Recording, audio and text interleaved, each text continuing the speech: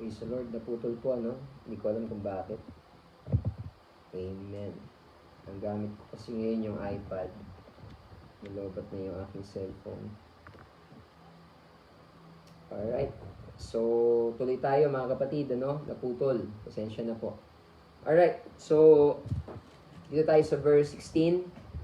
Hindi sa pamamagitan ng gawang ayon sa kautusan tayo ay aring ganap, kundi sa pamamagitan ng pananampalataya sa ating Panginoong Jesucristo. Amen. So, sabi sa verse 17 na tayo, Galatians 2:17. Ngunit kung samantalang ating pinagsisikapan na tayo aring ganap kay Kristo, ay tayo rin naman ay nangasusumpungang mga makasalanan. Si Kristo baga ay ministro ng kasalanan, huwag nawang mangyari. Sabi dito ni Pablo, mga kapatid, tayo po ay inaring ganap sa ating Panginoong Jesucristo. Tayong mga makasalanan ay ginawang matuwid sa pamamagitan ng Ebanghelyo ng ating Panginoong Jesucristo.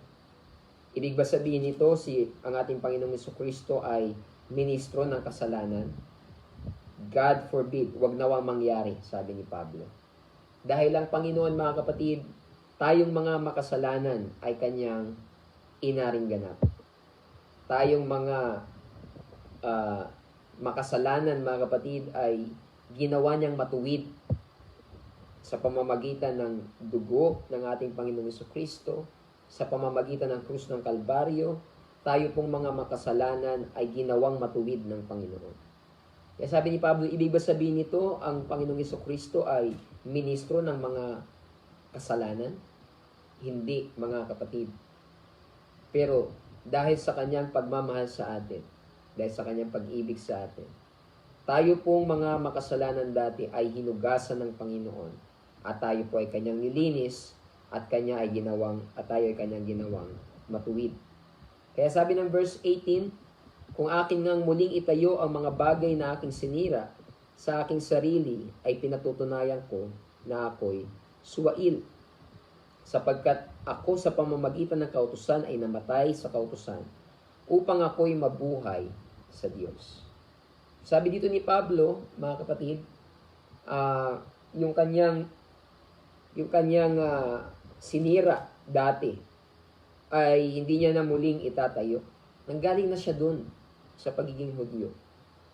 Dati siyang persecutor ng church. Dati siyang mahigpit na persecutor ng iglesia. Dati siya yung nangunguna sa pag-uusig sa mga mananampalataya, sa mga Kristiyano. Kaya ito yung ibig niya sabihin na yung sinira niya dati ay hindi niya na muling itatayo. Dahil kung gagawin niya yon, pinatutunayan niya na siya ay suwail. Verse 19, sapagkat ako sa pamamagitan ng kautusan ay namatay sa kautusan, upang ako'y mabuhay sa Diyos. So tayo po ngayon nabubuhay na sa Diyos. Yung kautusan dyan, yung mga seremonya, yung mga ritual, yung mga tradisyon, patay na po tayo sa tradisyon, patay na po tayo sa ritual. Nakalaya na tayo doon. Nabubuhay na tayo ngayon sa Diyos. Hindi na tayo alipin ng tradisyon, mga kapatid. Hindi na tayo alipin ng maling paniniwala. Nakalaya na tayo at nabubuhay na tayo ngayon sa Diyos. Kaya dito tayo sa verse 20, ang sabi niya, I am crucified with Christ. Ako'y napako sa krus, nakasama ni Kristo. At hindi na ako ang nabubuhay, kundi si Kristo ang nabubuhay sa akin. At ang buhay na ikinabubuhay ko ngayon sa laman, ay kinabubuhay ko sa pananampalataya. Ang pananampalataya na ito'y sa anak ng Diyos na sa akin ay umibig at ibinigay ang kanyang sarili dahil sa akin. So ito yung pamagat ng ating pag-aaral ngayong gabi. Dito natin kinuha sa verse 20. Nasabi ni Paul, I am crucified with Christ. Naipako na akong kasama ni Kristo. At ang mga mananampalataya, tayo mga kapatid, dapat ganyan po tayo. Ituring na natin na napako na tayong kasama ni Kristo sa krus. Yung ating kasalanan, yung ating makasalanang pagkatao, ituring natin na napako na po yan sa krus. At yung napako sa krus, mga kapatid, ang isang ang taong napako sa krus, hindi na po yun hindi na yun babalik, mga kapatid, ano? Yung ating kasalanan, yung ating dating pagkatao, mga kapatid, ituring nating napako na sa krus, yung dating ikaw. Hindi ka na yung dating ikaw dahil napako ka ng kasama ni Kristo sa krus. Dahil yung kasalanan natin ang dinala niya sa krus ng Kalbaryo. Kaya yung dating karakter natin, yung dating kasalanan natin, huwag na nating balikan. Kagaya ni Pablo, sabihin natin, I am crucified with Christ. Yung dati nating pagkatao na nasa sanglibutan, huwag na nating balikan. Napako na yon kasama ni Kristo. Namatay na yon, mga kapatid, doon sa krus ng Kalbaryo. At nung ikaw na bautismuhan, nailibing na po yun sa tubig, yung dating pagkatao. Ito yung sabi ni Pablo sa Roma 6. Nang sabi niya sa verse 3, hindi ba ganon ninyo nalalaman na tayong lahat na nabautismuhan kay Kristo Jesus ay nangabautismuhan sa kanyang kamatayan? Know ye not that so many of us as were baptized into Jesus Christ were baptized into His death? Nang nabautismuhan tayo kay Kristo Jesus, nabautismuhan tayo sa kanyang kamatayan. Tayo nga'y nangalibing na kalakip niya sa pamamagitan ng bautismo sa kamatayan. So nalibing na raw po tayo kasama ng Panginoon sa pamamagitan ng bautismo sa kamatayan. Kaya yung ating dating pagkatao, naipako na po yun sa krus. At nung nabautismuhan ka, nalibing na yun doon sa tubig. Kaya nung bumangon ka, mga kapatid, nasabi din doon sa Roma 6, makakalakad ka na sa panibagong buhay. Na kung paanong si Kristo ay nabuhay na mag-uli sa mga patay sa pamamagitan ng kalawalatian ng Ama, ay gayon din naman tayo ay makakalakad sa panibagong buhay. So, yung repentance natin, mga kapatid, yun po yung pagkapako natin sa krus kasama ni Kristo. Yung kamatayan ng Panginoon. Kinakatawan yun ng ating pagsisisi. Kaya kung talagang nakapagsisi na tayo ng kasalanan, you are crucified with Christ. Naipako ng kasama ni Kristo ang kasalanan natin. Huwag na po nating balikan. Pero sabi dito ni Pablo, at hindi na ako ang nabubuhay. Dahil kasama ka ng napako ni Kristo sa krus, yung ating buhay na makasalanan, napako na sa krus. Ngayon, hindi na tayo ang nabubuhay sa ating sarili. Kasi yung dating ikaw, napako na sa krus. Ngayon, yung nabubuhay ngayon, hindi na ikaw sa iyong sarili lang. Ano sabi dito? Hindi na ako ang nabubuhay, kundi si Kristo ang nabubuhay sa akin. Amen. Dapat ngayon na nagsuko na tayo ng buhay sa Panginoon, nagsisi na ng kasalanan, napabautismo na sa tubig sa pangalan ni Jesus, tumanggap na ng Espiritu Santo, hindi na ikaw ang nabubuhay sa iyong sarili, kundi si Kristo na ang nabubuhay sa iyo. Dahil nasa iyo na yung Espiritu ni Kristo, siya na ang nasusunod sa iyong buhay. So, hindi na ako ang nabubuhay sa aking sarili, kundi si Kristo ang nabubuhay sa akin. Alam niyo, mga kapatid, dalawa lang naman ang pwedeng kumontrol sa ating buhay. Either kasalanan at ang masamang spirito o ang spirito ng Panginoon. Dalawa lang naman po yun. Di ba po kagaya ng sabi natin noong Sunday, si Haring Saul, nung umalis sa kanya yung spirito ng Diyos, anong pumalit? Masamang spirito. Either masamang spirito ang kokontrol sa ating buhay, o ang spirito ng Panginoon ang kokontrol sa ating buhay. So, piliin natin na ang spirito ng Panginoon ang kumontrol sa ating buhay. Kaya sabi ni Pablo, hindi na ako ang nabubuhay sa aking sarili. Si Kristo na ang nabubuhay sa akin. Dahil tumanggap tayo ng Espiritu ni Kristo. At ang Espiritu Santo, yan na po ang nasusunod sa ating buhay dapat. Siya na yung nabubuhay sa atin. Kapag nagsasalita tayo, ang Panginoon na guided tayo ng Holy Ghost. Yung buhay natin guided ng Holy Ghost, guided ng Panginoon. Kaya, hindi na ikaw yung nabubuhay sa iyong sarili. Na dati, sabi ni Pablo sa mga taga-Efeso, tignan niyo sabi ni Pablo sa mga taga-Efeso, kung sino kumokontrol sa atin dati. Efeso 2. Efeso 2:1, ito ang sabi. At kayo binuhay niya ng kayo mga patay dahil sa inyong mga pagsalangsang at mga kasalanan na inyong nilakaran noong una, verse 2, ayon sa lakad ng sanglibutang ito, ayon sa pangulo ng mga kapangyarihan ng hangin, ng espiritu na ngayon ay gumagawa sa mga anak ng pagsuway. Yung lakad daw natin dati, ayon sa lakad sa sanglibutan. Yung lakad, yung buhay natin dati ay ayon sa pangulo ng kapangyarihan ng hangin. Alam nyo kung sino yung prince of the power of the air? Si Satan po yun. Ang diablo po yun. Nandun siya sa hangin. Ayon sa spirito na gumagawa sa mga anak ng pagsuway. Ang ating buhay dati is according to the spirit of disobedience. Yan po ang kumukontrol sa buhay natin dati.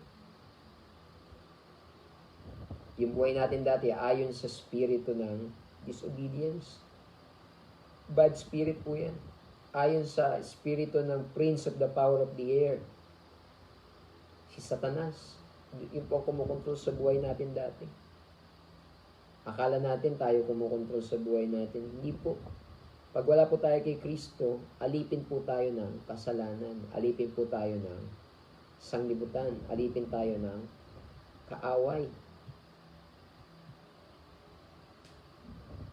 Kaya dalawa lang po ang ating pagpipilian. Either tayo po ay magpasakop sa Espiritu ng Panginoon or magpasakop sa Espiritu, sa masamang Espiritu, sa kaaway, mga kapatid. Kaya ang kaaway gustong makapasok sa buhay natin at kontrolin tayo. Ma-possess tayo ng evil spirit. Ma-obsess tayo ng evil spirit. Magkaroon ng impluensya sa atin ng masamang spirito. Kapag hindi po si Kristo ang nabubuhay sa atin. Diba sabi ng Panginoon, mga kapatid, kapag yung spirito, masamang spirito napalaya sa katawan ng tao, anong gagawin ng spirito na yun? Mapupunta yun sa mga tuyong lugar na walang tubig. Ano sabi doon? Maaalala nun yung dati niyang tirahan at magsasama pa siya ng 7 mas masamang espiritu sa kanya. Babalik sila doon sa katawan ng tao na yun. Kung walang espiritu ng Panginoon na nandoon. Kaya pag umalis yung masamang espiritu sa katawan ng tao at hindi ka napuspos ng Holy Ghost, hindi ka napuspos ng Espiritu Santo, sabi ng Panginoon, babalik yung masamang espiritu. May kasama pang 7 mas masamang espiritu. Kaya ang tao lalong nagiging malala kaysa nung una. Kapag hindi po natin hinayaan ang Espiritu ng Panginoon pumasok sa atin at siya na ang mabuhay sa atin, mga kapatid, yun po ang mangyayari. Kaya kailangan natin na magpasakop sa Espiritu ng Panginoon. Magsisi ng kasalanan, yan po ang pagpapako natin sa krus kasama ni Kristo. Yung pagsisisi sa kasalanan. I am crucified with Christ. Napako na ako. Sabihin, namatay na sa krus kasama ng Panginoong Kristo, namatay na yung ating makasalanang pagkatao. Panampalatayanan natin yan. Hindi po yan salita lang ni Pablo na mabulaklak. Hindi po yan allegory lang ni Pablo, mga kapatid. Hindi yan isang rhetorical statement lang ni Pablo na para maganda pakinggan na I am crucified with Christ. Panampalatayanan natin yan na napako na akong kasama ni Kristo. Yung kasalanan ko napako na doon. Yung dating ako, napako na doon sa krus. At hindi na ako nabubuhay, kundi si Kristo na ang nabubuhay sa akin. Hayaan natin ang Panginoong Jesucristo na mabuhay sa atin. Hindi natin tinanggap ang Panginoon para panatilihin lang siya sa ating puso. Tinanggap natin siya, mga kapatid, dahil gusto natin siya na ang mag-control sa ating buhay. Mabuhay ang Panginoon sa atin, mga kapatid. Kaya sabi dito ni Pablo, si Kristo na ang nabubuhay sa akin. Yan po ang goal natin, mga kapatid. Yung mabuhay na sa atin si Kristo.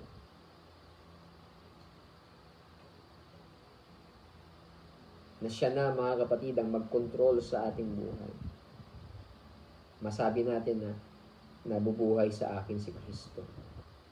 Amen. Kaya sabi niya dito, at ang buhay na ikinabubuhay ko ngayon sa laman, ay kinabubuhay ko sa pananampalataya. Nabubuhay man ako ngayon, buhay ako. Humihinga ako, nabubuhay pa rin tayo sa mundong ito. Pero sabi niya, nabubuhay na tayo sa pananampalataya. Dati ang buhay natin walang pananampalataya.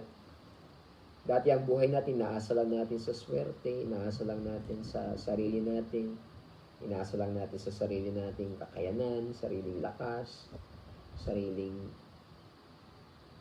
diskarte. Dati wala tayong pananampalataya, hindi tayo nabubuhay sa pananampalataya dati. Walang pagtitiwala sa Panginoon. Puro pagtitiwala sa sarili, puro pagtitiwala sa kakayanan. Pero sabi ni Pablo, ngayon hindi na. Yung buhay ko ngayon ay kinabubuhay ko sa pananampalataya. Mabuhay tayo sa pananampalataya, mga kapatid. Pananampalataya. Mabuhay sa pananampalataya.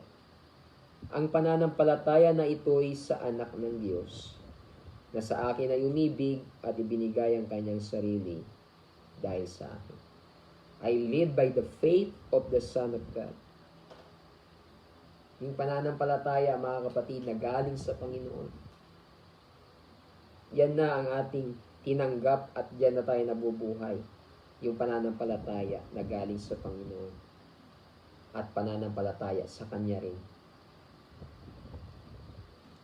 Dahil siya ang umibig sa atin at nagbigay ng kanyang sarili dahil sa atin. Kaya mga kapatid, ngayon na nasa Panginoon na tayo, mabuhay tayo sa pananampalataya. Masabi natin kasama ni Pablo na, I am crucified with Christ. Napako na akong kasama ni Kristo.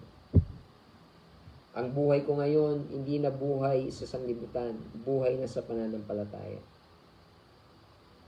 Ang nabubuhay sa akin ngayon, hindi na yung kasalanan, hindi na yung kaaway, hindi na yung masamang spirito or masamang impluensya ng kaaway.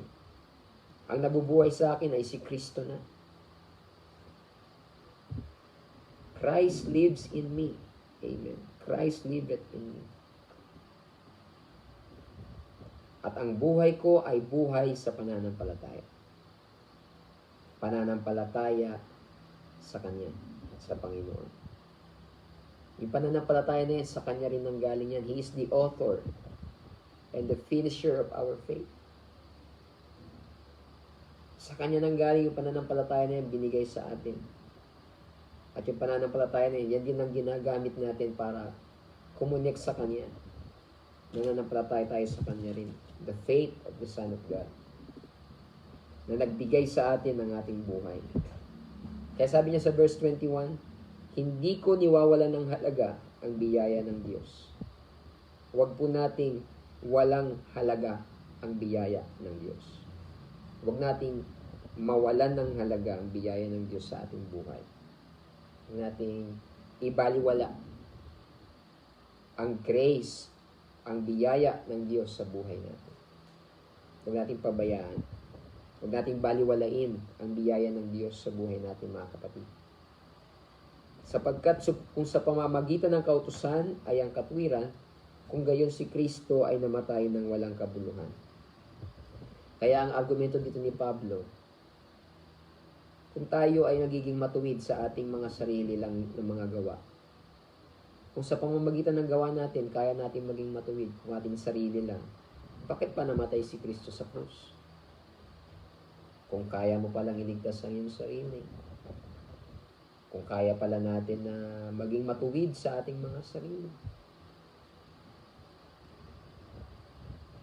Ang argumento niya dyan, laban dun sa mga taga-Galasya na ang pagtitiwala nila nasa tradisyon. Sabi ni Pablo, kung maliligtas pala tayo ng tradisyon, ng mga ceremonial law, ba't pa namatay sa krus ang Panginoong Jesucristo? Kung kaya pala tayong iligtas ng tradisyon natin, ba't pa siya namatay sa krus? Namatay siya sa krus, ibig sabihin, kasi yung mga tradisyon, mga ritual, hindi po tayo kaya iligtas niyan. Kasi kung kaya tayo iligtas ng tradisyon, hindi niya na kailangan mamatay sa krus ng Kalbaryo. Kung kaya tayo iligtas ng mga ritual, mga seremonya, mga tradisyon, salin-saling paniniwala, yun ang ano dyan, konteksto dyan, yung tradisyon ng mga Hudyo. Kahit sa panahon natin, maraming tao nagtitiwala sa tradisyon. Hindi mabitawan yung kanilang dating yung nakasanayang relihiyon. Hindi mabitawan yung mga paniniwala na galing sa mga ninuno. Hindi masunod-sunod ang ebanghelyo. Bakit hindi makabitaw sa tradisyon? Kung kaya pala tayong iligtas ng tradisyon, ba't pa namatay ang Panginoon sa krus? Ba't pa siya namatay sa krus?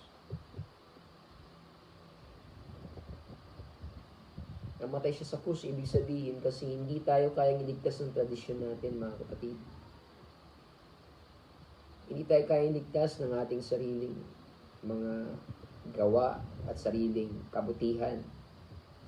Ay, okay lang siguro ako, pastor, kasi matuwid naman ako, mabuti naman akong tao. Kung okay na pala yan para magligtas sa atin, ba't pa siya namatay sa krus?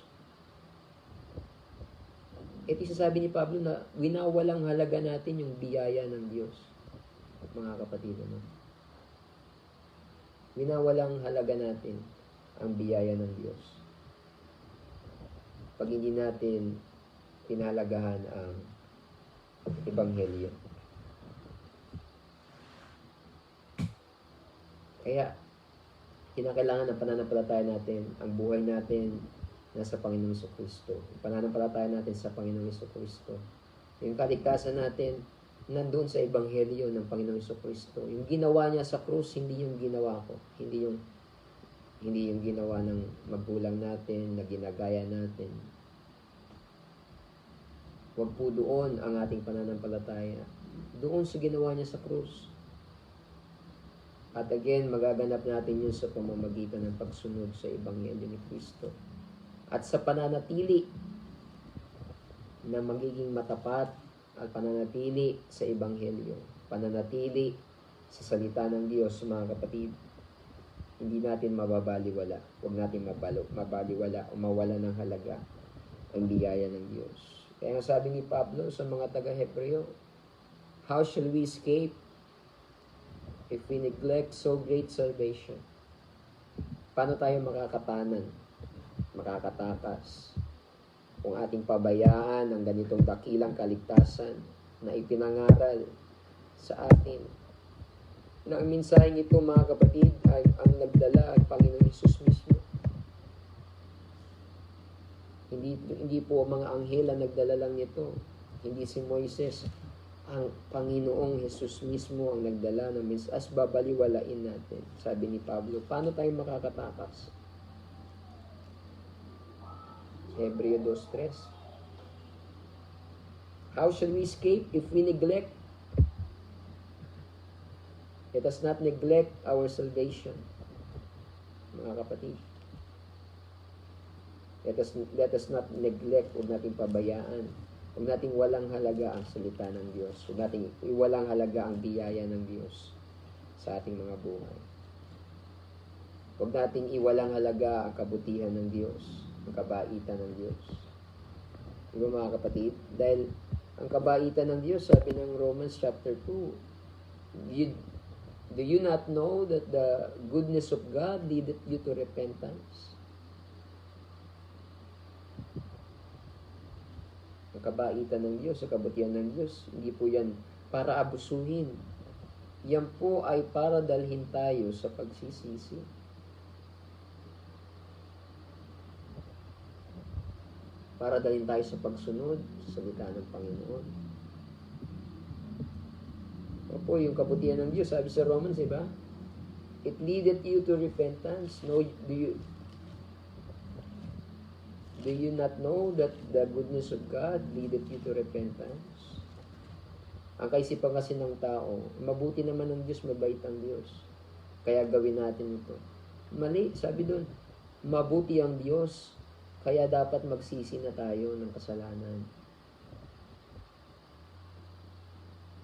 Hindi po tayo dinadala ng kabutihan ng Diyos sa lalo't lalo pang kasalanan.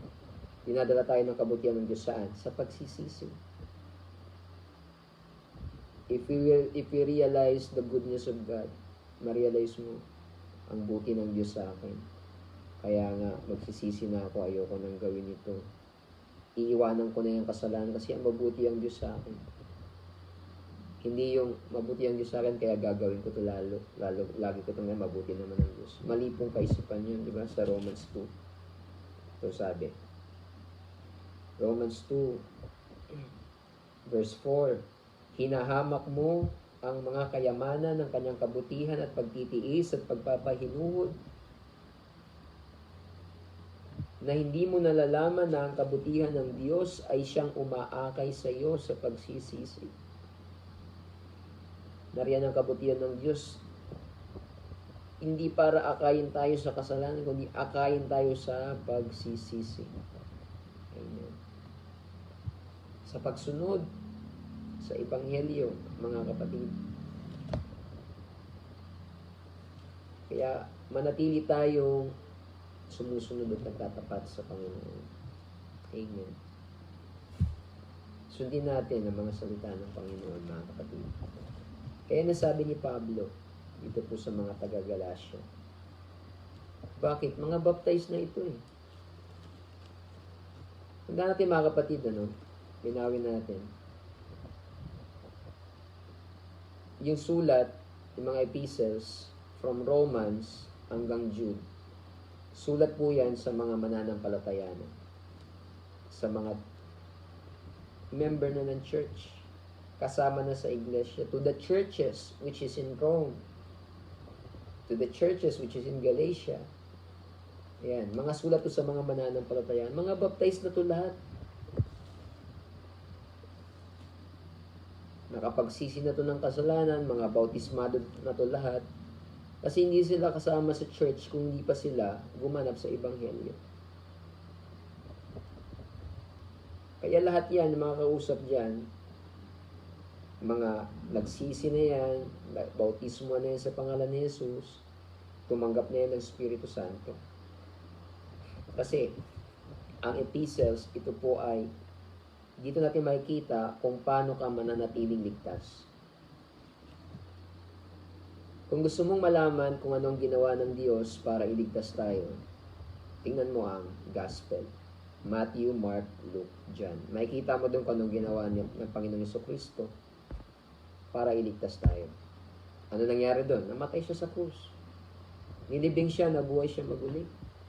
Inutusan niya mga alagad na ipangaral ang Ebanghelyo.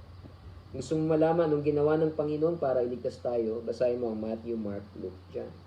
Doon mo makikita. Ngayon, kung gusto mo malaman kung paano ka naman maligtas, ano ang gagawin ko para maligtas? Yung una, sa Gospel, Matthew, Mark, Luke, John, anong ginawa ng Diyos para iligtas ako?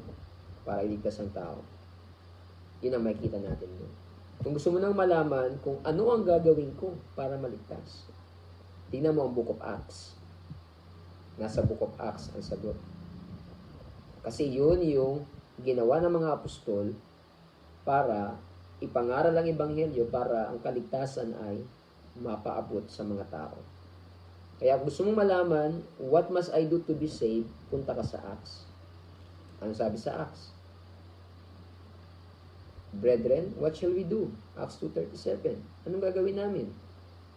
Acts 2:38. Repent and be baptized, every one of you, in the name of Jesus Christ for the remission of sin, and ye shall receive the gift of the Holy Ghost. Lahat po, yun ang ginawa. Acts chapter 2, pinangaral ni Pedro. Acts chapter 8, kay Philip sa Samaria. Acts chapter 10, sa bahay ni Cornelio. Ano nangyari doon? Bumaba ang Holy Ghost. At ano sabi? Inutusan sila ni Pedro na magpabautismo. Sa Acts chapter 8, si Felipe nangaral, nagturo doon sa eunuch, Ethiopian eunuch. O dumaan sila sa tubig, sabi ng Ethiopian eunuch, o ano pang dahilan para hindi ako mabautismo? May tubig dito. Pabautismo. Acts chapter 19, baptized na pero hindi in Jesus name. Ano ginawa ni Pablo? Nire-baptize sila. Binautismo sila sa pangalan ni Jesus. Pinatungan sila ng kamay para receive ng Holy Ghost. So, ang Book of Acts sumasagot sa tanong na, what must I do to be saved? Ngayon, ang Book of Epistles, ang mga Epistles, ito yung, ngayon naligtas ka na. Kung nagawa mo na yung Acts 2:38, ligtas ka na. Tumanggap ka na ng kaligtasan. Ngayon, ang sunod na tanong, what must I do to continuously be saved? Anong kailangan kong gawin para manatili akong ligtas? Kaya may Book of Epistles. Kaya itong Book of Epistles, para to sa mga ligtas na, sa mga tumanggap na sa Panginoon, anong kailangan gawin para manatiling ligtas? Kaya sumulat ang mga apostol, ito kailangan yung gawin. Naligtas na kayo, bahagi na kayo ng church, nabaptize na kayo. O itong gagawin nyo. Ng mga taga-Galasya, naligtas na kayo. Gumanap na ka ng ebanghelyo. Huwag na kayong umalis sa ebanghelyo. Huwag na kayong madaya ng mga maling tagapagturo.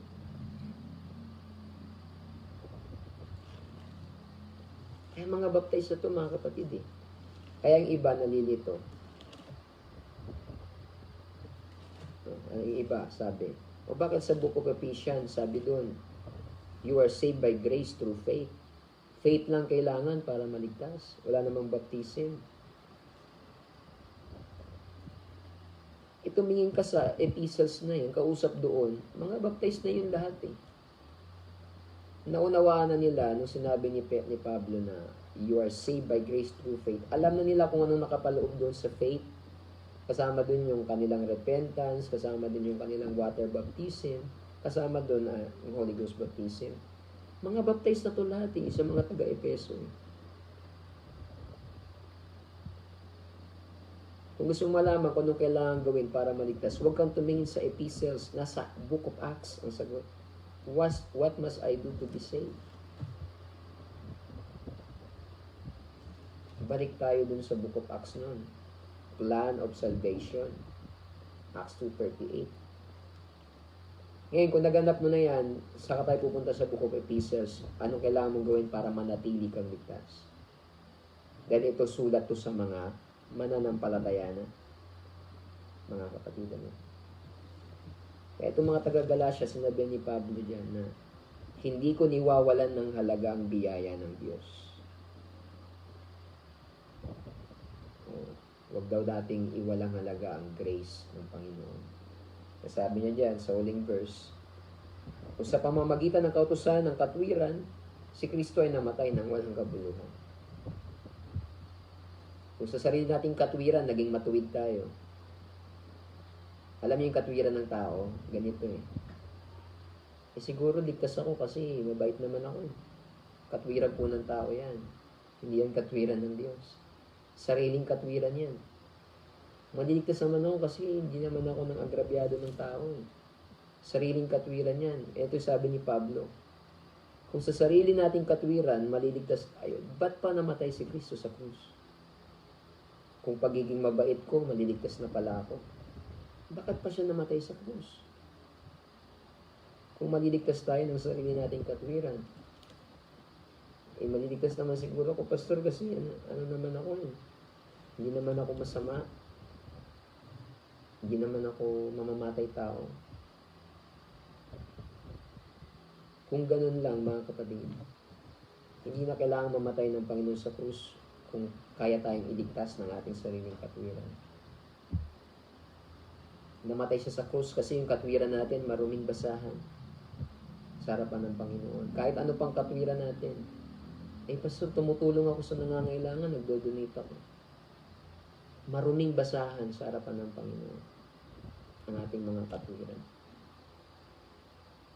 Pero nang namatay ang Panginoon sa krus, mga kapatid, at tinanggap mo siya, nanampalataya ka sa Kanya, ano sabi ng Galatia 3:27? Ang mga nabautismo kay Kristo ay ibinihis si Kristo. Dati ang suot natin maruming basahan. Ano yun? Mga sarili nating katwiran. Na-imagine nyo, mga kapatid, na dati tayo nakasuot ng maruming basahan, tapos proud pa tayo. Ang ganda ng suot ko. Matuwid ako kasi ako ganito, ganyan ako, hindi ako masama, mabuti akong tao. Maruming basahan ng suot natin. Akala natin okay tayo sa harapan ng Diyos. Maruming basahan po yun. Pero nang ginanap natin ang Ebanghelyo, nabautismo ang tayo kay Kristo, ibinihis mo si Kristo. Hindi na maruming basahan ang suot mo. Ang sinuot mo na ang Panginoong Kristo. Kaya tayo naging matuwid. Hindi dahil sa atin, kundi binihis sa atin si Kristo. Hindi na maruming basahan yung suot natin, mga kapatid. Hindi na ating sariling katwiran yung ating suot, kundi katwiran ng Diyos. Yung katwiran ni Kristo ang ibinihis sa atin. Kaya dito, mga kapatid, dito tayo magtapos na po. Sa mga huling verse ng Galatians chapter 2, nililinaw ni Pablo sa mga taga-Galatia, naligtas kayo, naging matuwid kayo dahil sa Ebanghelyo. Dahil ginanap niyo ang Ebanghelyo. Dahil kayo nanampalataya sa Panginoon at sinunod niyo yung Ebanghelyo, nagpabautismo to lahat. Nagsisi to lahat. Tumanggap to ng Espiritu Santo lahat. Yun po ang source ng kaligtasan nila. Tapos ngayon may tagapagturo na nagturo sa inyo na kailangan yung gawin tong mga ritual, mga tradisyon para maligtas kayo. Nanampalataya kayo dun sa ritual. Nanampalataya kayo dun sa tradisyon. Naniwala kayo dun sa mga tagapagturo na yun. Kung ritual lang, matagal nang ginagawa ng mga Hudyo yan eh. Bakit pa kailangan mamatay ni Kristo sa krus? Kung ritual lang, mga seremonya, mga tradisyon, maliligtas na pala sila. Di na walang halaga yung pagkamatayan ng Panginoon. So yun ang punto dito ni Pablo, mga kapatid. Kaya, sabi ni Pablo sa ating pagtatapos, naipako na ako kasama ni Kristo. Yung buhay ko ngayon, buhay sa pananampalataya. Pananampalataya sa pagkapako ng Panginoon. Sa kanyang pagkabuhay na maguli. Doon na yung buhay ko, hindi na doon. Kasi sabi niya, dati na ako doon eh. Dati na akong Hudyo eh. Dati na akong puro tradisyon.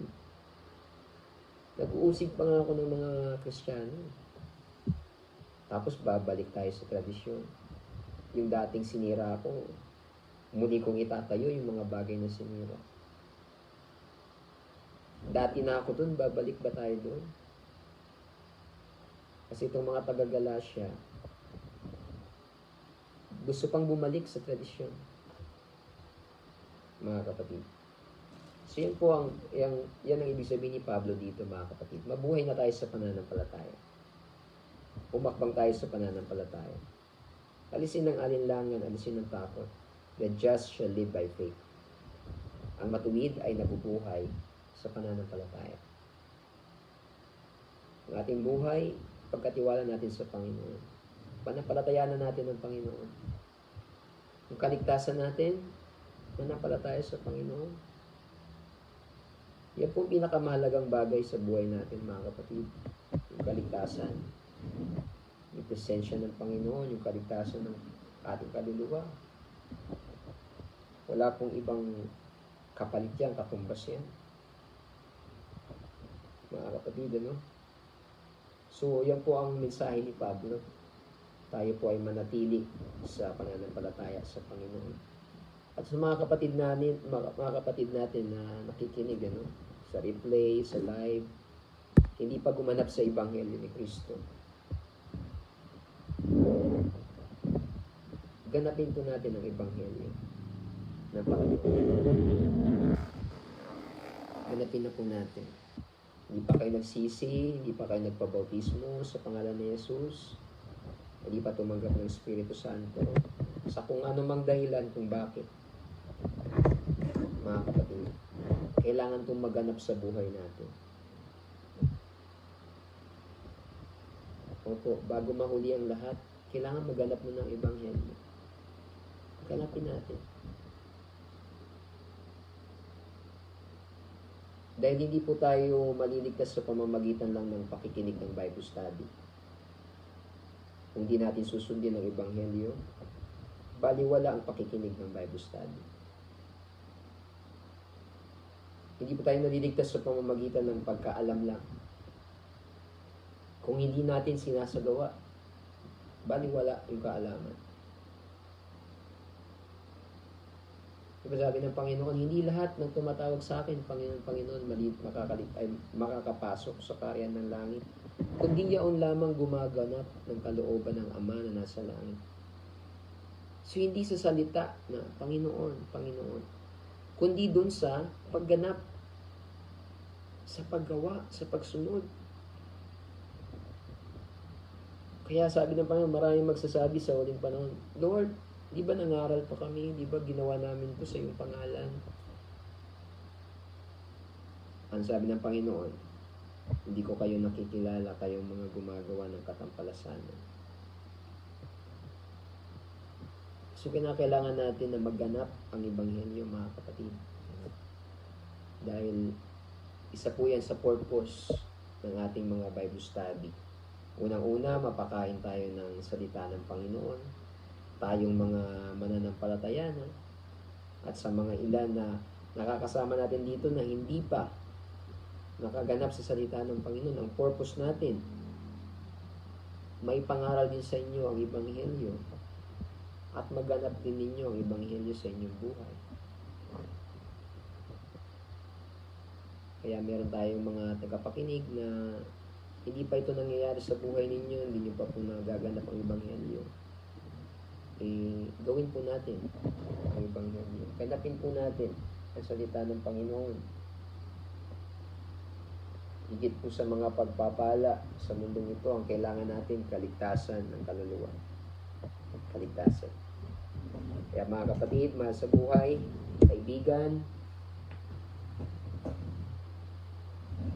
kung hindi mo pa naganap ang Ebanghelyo, oh hallelujah, ganapin natin. Ang araw ng kaligtasan ay ngayon. So yan po ang sabi ni Pablo doon. Mabuhay na tayo sa pananampalataya. Alisin ang alinlangan. I am crucified with Christ. I live by faith. I live by faith of the Son of God who loved me and gave Himself for me.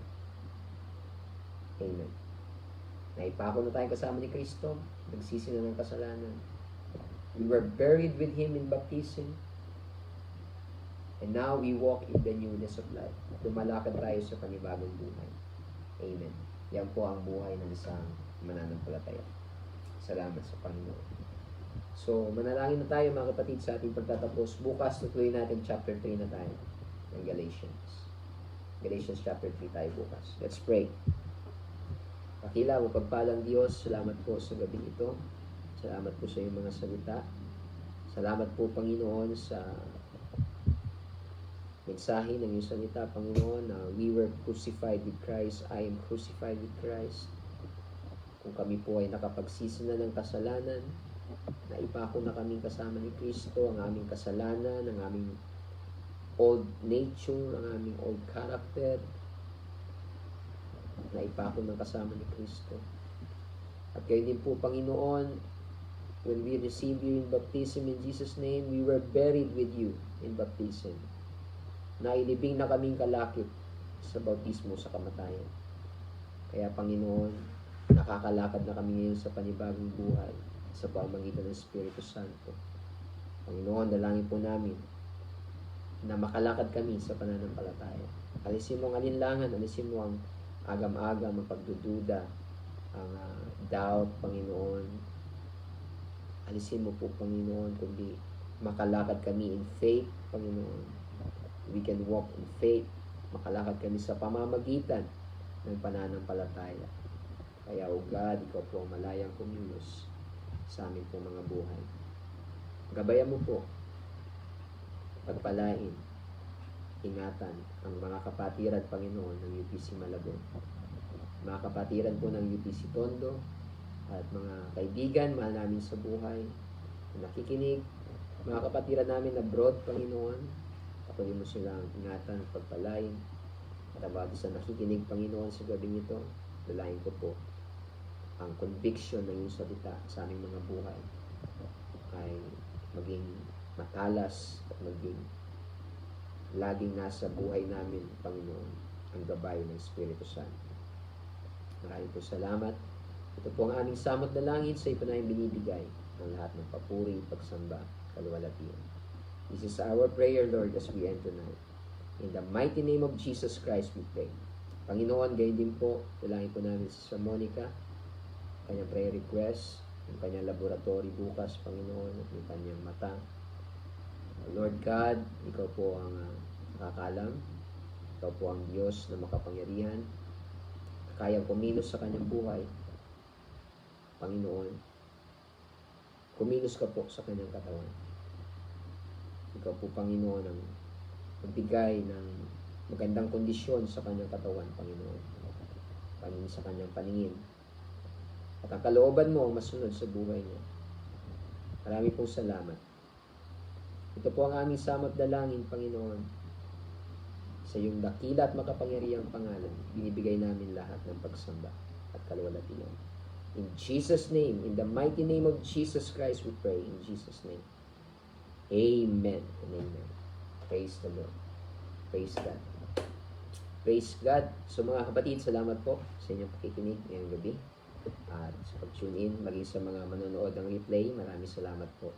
At ang pagpapala, ang gabay ng Panginoon ay sumaating lahat. Lord bless you mga kapatid. Salamat sa mga nariyan, Brother Jason, Sister Baby, Sister Mary Jane, Pastor Sagani, ang Elsterio family, good evening.